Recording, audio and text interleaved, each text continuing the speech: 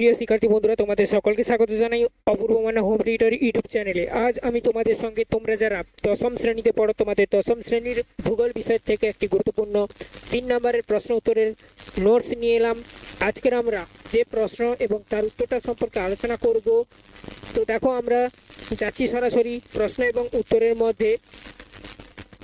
তো দেখো, আমরা আজকের বদ্বীপ সৃষ্টি 3টি অনুকূল পরিবেশ সম্পর্কে লেখো এই প্রশ্নটার সম্পর্কে আলোচনা করব। তো ভিডিওটা ভালো লাগবে আশা করি তোমাদের এবং উপকার হবে। তোমরা যারা 2025-এ মাধ্যমিক পরীক্ষা দেবে তোমাদের এই প্রশ্নটা খুবই গুরুত্বপূর্ণ, কারণ এই প্রশ্নটা তোমাদের প্রায়শই মাধ্যমিকে আসে। এছাড়া তোমাদের স্কুলে যে সেকেন্ড সামেটিভ পরীক্ষা হবে সেই সেকেন্ড সামেটিভ পরীক্ষাতেও আসে, ঠিক আছে? তো যাই হোক, সেকেন্ড সামেটিভ পরীক্ষাতেও আসে। তো দেখো, এখানে আমি লাইন বাই লাইন তোমাদের সঙ্গে আলোচনা করছি এবং বোঝাচ্ছি, বুঝতে থাকো। বদ্বীপ সৃষ্টির 3টি অনুকূল পরিবেশ লেখো। দেখতেই পাচ্ছ, এটা তোমাদের প্রশ্ন। ফার্স্ট তোমরা এখানে 1 নাম্বার পয়েন্ট কি দেখতে পাচ্ছ? বৃহৎ নদী অববাহিকা।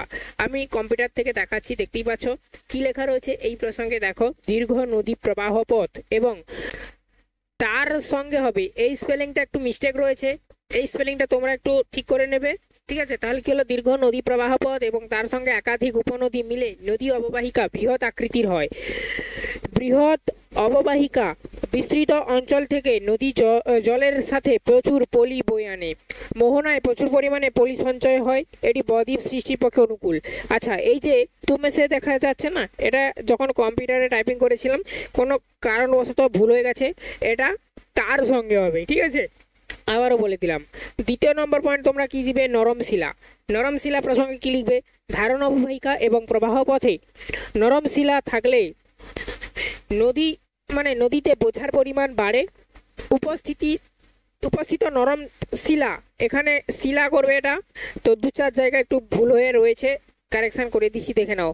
তো নরম শিলা ও প্রবাহ পথের শিলা গাঠনিক দুর্বলতা থাকলে সৃষ্টির বদ্বীপ সৃষ্টি অনুকূল হয় আর কি।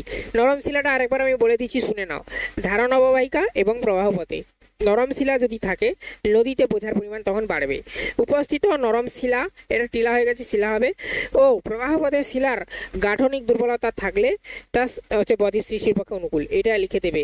3 নাম্বার পয়েন্ট তোমরা কি দেবে? তোমাদের জন্য ছোট ছোট পয়েন্ট তৈরি করে দিয়েছি, আশা করি তোমরা বুঝতে পারছো। আর 2-3 জায়গায় একটু স্পেলিংটা মিস্টেক হয়ে গেছে, তোমরা ওটা আমি কারেকশন করে দিচ্ছি, কারেকশনটা করে নেবে। দেখো, দীর্ঘ মধ্য ও নিম্ন প্রবাহ, এই প্রসঙ্গে কি লিখবে? মধ্য ও নিম্ন প্রবাহ তথা সমভূমি প্রবাহে ভূমির ঢাল কম হয়। তাহলে বোঝা গেল, মধ্য ও নিম্ন প্রবাহ তথা যেটাকে বলা হয় সমভূমি প্রবাহ, এই সমভূমি প্রবাহে কিন্তু নদীর ঢালটা কম হয়। নদীর মৃদু ঢালে ও মন্দ স্রোতে মোহনায় মিশলে পলির মোহনার কাছাকাছি নিক্ষিপ্ত হয়, তাই সুদীর্ঘ মধ্য ও নিম্ন প্রবাহে বদ্বীপটা সৃষ্টি হয়। তারপর দেখো, 4 নাম্বার পয়েন্ট তথা শেষ পয়েন্ট কে দেবে? মৃদু ঢালু মোহনা।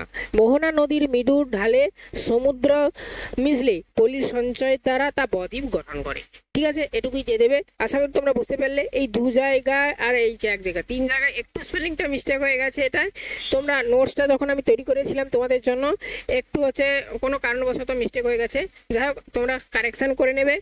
আর ভিডিওটা ভালো লাগলে লাইক করবে, চ্যানেলে নতুন থাকলে চ্যানেলটাকে সাবস্ক্রাইব করবে। যদি কোথাও বুঝতে অসুবিধা হয় কমেন্ট করে জানিও, আমি রিপ্লাই দেব, আমার টিম রিপ্লাই দেবে। আজ এই অবধি, সবাই ভালো থাকো, দেখা হবে নেক্সট ভিডিওতে। তার সঙ্গে বলে দিই, তোমাদের দশম শ্রেণীর ভূগোল বিষয়ে যত যা 3 নম্বরের প্রশ্ন উত্তরের ক্লাস সমস্ত দেখো প্লে লিস্টের মধ্যে পেয়ে যাবে।